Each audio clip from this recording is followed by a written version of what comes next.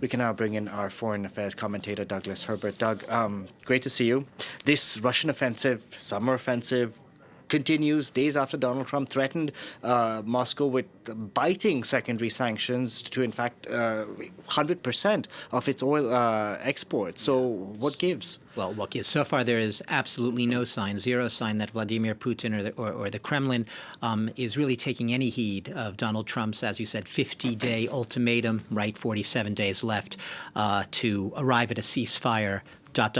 or else. Prohibitive sanctions would be slapped on third parties that do business with Russia. So, look, you said that the offensive continues. The offensive on the battlefield, Russia's offensive, yes, it's nibbling away at territory along the front line in both eastern and southern Ukraine. It does continue steadily. However, it is not a massive no massive gains. These are incremental gains on the battlefield. And from the Ukrainian perspective, and from the perspective of a lot of people who follow wars, Western analysts, Russia is more than making up for its frustration to make steadier gains on the battlefield. Its frustration with the fierce and staunch resistance it has met in the Ukrainian army, an army that it both outmans and outguns on just about every level, with a war, as the Ukrainians see it and many of its allies see it, as a war nothing less of aerial terror. What do I mean by that? Terror is a big word, right? Them is fighting words, you might say. We have seen since May, I know we constantly say Ukraine sent this many drones into Russia. Russia's retaliated with this many drones into Ukraine. Let's not be the equalizer here. These are very different types of drone wars. We have seen a steady increase. I would say uptick, but uptick is a mild term. Increase steadily since May in the number of Russian drone and missile attacks. And missile is important because the Ukraine isn't sending the same types of hypersonic missiles, which it lacks, that Russia's sending to Ukraine.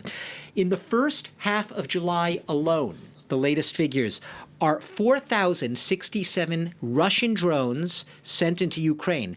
Many occasions in recent weeks, it has been in these swarms at a time, hundreds of drones at a time, the aim being to overwhelm Ukraine's beleaguered, hard-pressed aerial defenses. 89 missiles altogether in the first half of July. That is an average per day. I noted these figures down. 239 drones per day in the first half of this month, July, and 5 missiles per day from Russia into Ukraine. Now, as you correctly reported, right, Ukraine isn't just sitting there. Ukraine is retaliating with its own drones. Ukraine has ramped up dramatically its own drone production. It is trying desperately to do whatever it can in the absence of missiles, in the absence of its own real air force that can really bring the war to Russia, trying to do what it can to remind Russians that there's a war, because vast parts of Russia don't even realize there's a war going on, or in their everyday lives there's no real signs unless they visit their local cemeteries and they see extra graves. But it's not like those deaths are being covered, the death toll for the Russians, the attrition is being covered in their state media. For most Russians, life goes on, they go about their lives, in some cases amid seeming prosperity, doing their shopping, so on and so forth. But this is a drone and missile war that, as the Ukrainians call it, is aerial terror aimed at undermining and terrorizing, as the Ukrainians see it, their population, undermining the morale of their troops, and ultimately weakening the resolve of Western allies to help and support Ukraine. Doug, at the same time as all of this continues over on the ground in Ukraine, we have Ukraine's president, Vladimir Zelensky, who's reshuffling his cabinet, even changing the defense minister. Yeah. Why is he doing this now? Yeah, he's doing this now because he knows that this is a pivotal. I know we overuse the word pivotal, right? Every day seems pivotal. Pivotal time, though, in the sense that is there a dividing line right now? Is it possible to get the U.S. more on side? Are Trump's recent indications, these indications now that he's willing to sell missiles to NATO countries, that is to European members of NATO, which in turn would then give, not sell, those weapons to Ukraine, a way of getting U.S. weapons to Ukraine while Trump could go back to his base and say, we're not paying for this, you're not paying for this, this is not a war that we're continuing, whatever.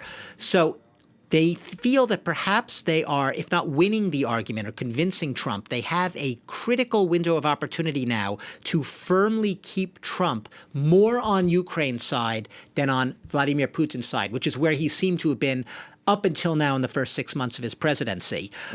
So we're seeing a replacement. The new prime minister, Yulia Sviridenko, it's not a coincidence. She is an economist. She's a former vice prime minister, a deputy prime minister for many years. She's being brought into the prime minister role in place of the outgoing prime minister. And why? Because she was key role in the negotiations for the U.S.-Ukraine minerals deal.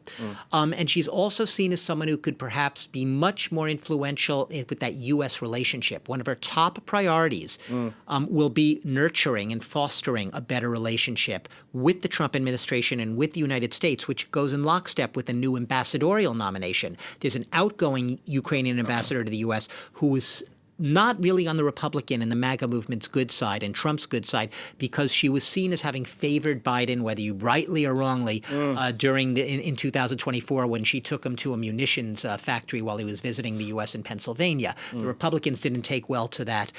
She's outgoing. So this new ambassador perhaps is someone who's more calculated by personality, persona, to be able to gain the trust of the Republicans and Donald Trump's MAGA movement. Whether she can do it, a tall order. The defense minister also being replaced. The current prime minister is going to step into the role of defense minister. The new prime minister's goals on the home front will be making sure the Ukrainian army is well supplied. That's going to be a very tough challenge, heavy lift at a critical time. Also trying to ramp up Ukraine's domestic arms production. It's about 40% now domestic arms. She wants to make it about half of all arms produced in Ukraine for the war against Russia. And finally, and not least at all, is tackling the war against corruption. She wants to do a full audit of all of Ukraine's public finances, presumably in order to find where money is being wasted, squandered, expropriated, and to perhaps better use it once again towards that war effort. So this is a new government, a new portfolio, at a pivotal moment, concentrating especially hard-fixed on that, laser-focused on that U.S. relationship. Doug, thank you very much for that. Douglas Herbert there.